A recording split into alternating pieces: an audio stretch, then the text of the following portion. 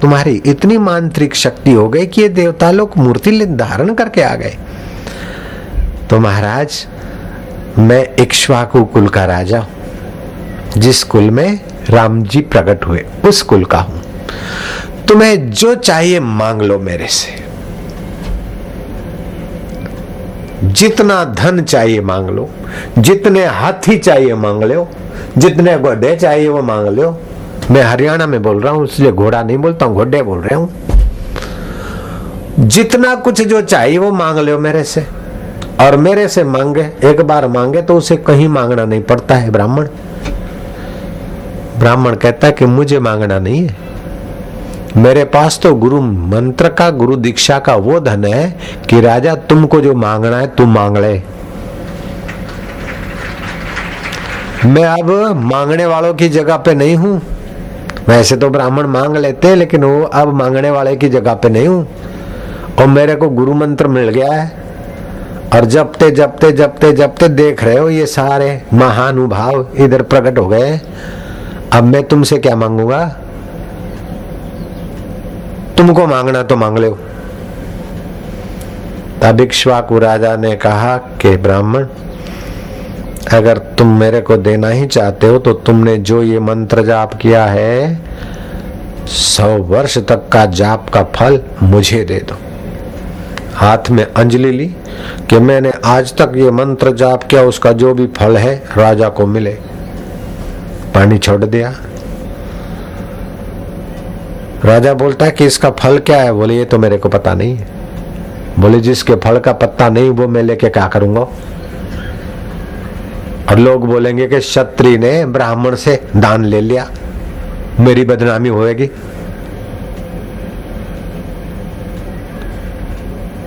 तब कौशिक वंशी कहता है कि जो तुमने मांगा मैंने दे दिया, अब अपने वचन से बदलो मत, नहीं तो तुम्हारी अपकीर्ति होगी।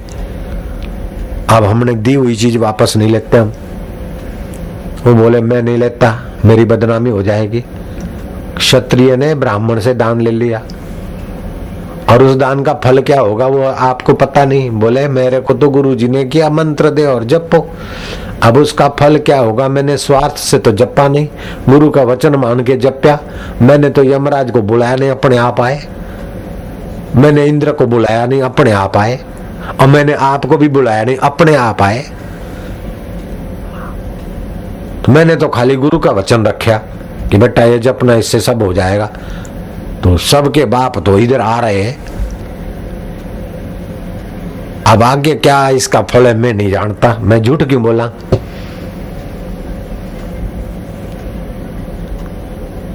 तो बोले कुछ भी हो आप अपना वापस ले लो। बोले मैं कुछ भी हो वापस नहीं लूंगा। तुम्हारी धर्मनिष्ठा पर लोग लांछन लगाएंगे कि एक बार वचन लेकर चीज ली और फिर वापस लौटा दी।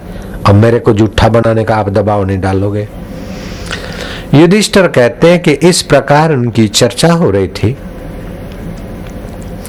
मंत्र जाप की कितनी बड़ी भारी महिमा है कि देव के अधीन सारा जगत है और मंत्र के अधीन वो परमात्मा देव है। इतने में भगवान नारायण प्रकटे और भगवान शिव जी आए, भगवान ब्रह्मदेव भी आए। कौशिक वंशी पिपलाद पुत्र, बेटा तुम्हारा मंगल हो। अब समय तुम्हारा पूर्ण हो गया है, तुम्हारा कल्याण हो, मंगल हो। तुम्हारा और हमारा संवाद जो सुनेगा उनका भी कल्याण होगा और मंगल होगा। आप सुन रहे हो ये स्कंद पुराण ब्रह्मोत्तर खंड की कथा मैं आपको सुना रहा हूं।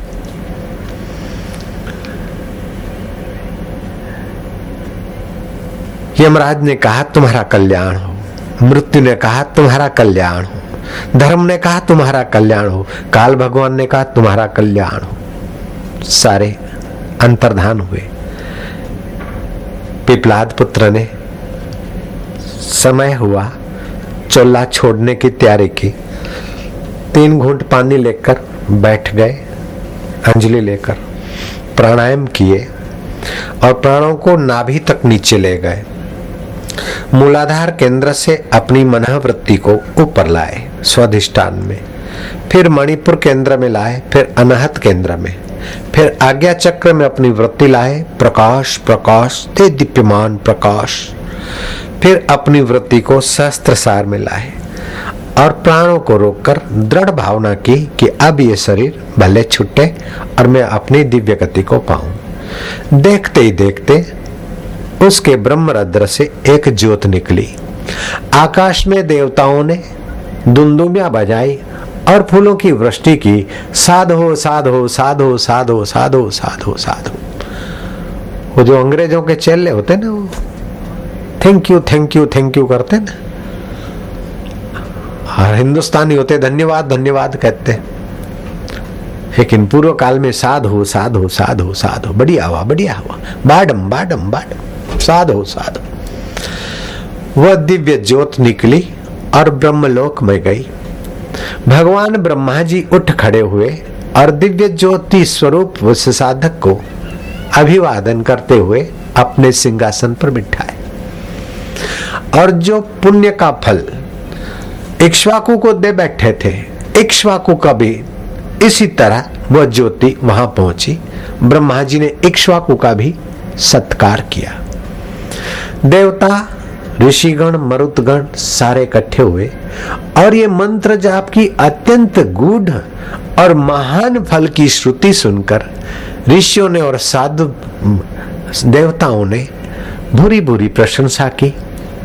और ब्रह्मा जी ब्रह्मलोक में है, ये ब्रह्मलोक विष्णुलोक शिवलोक के लोकपाल सब उनकी प्रशंसा करते।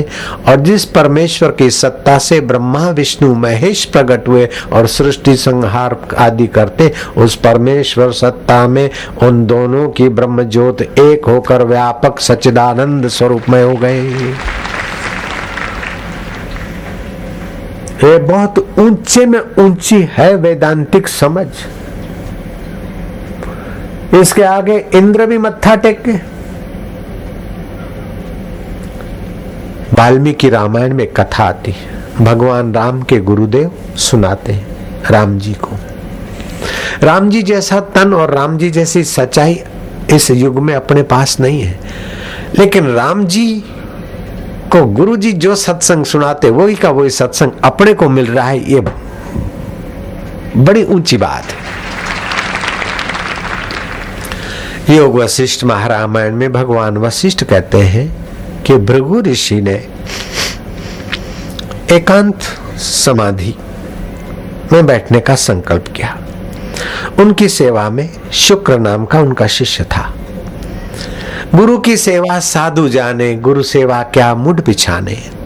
सम्राट के साथ राज्य करना भी बुरा है, न जाने कब रुला दे। और संतों के साथ भीख मांगकर रहना भी अच्छा है, न जाने कब मिला दे।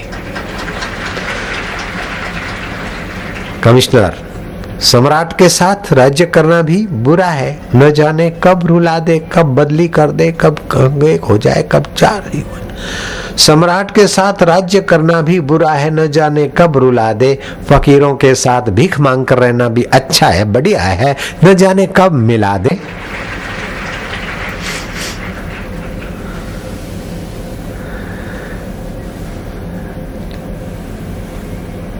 मथुरा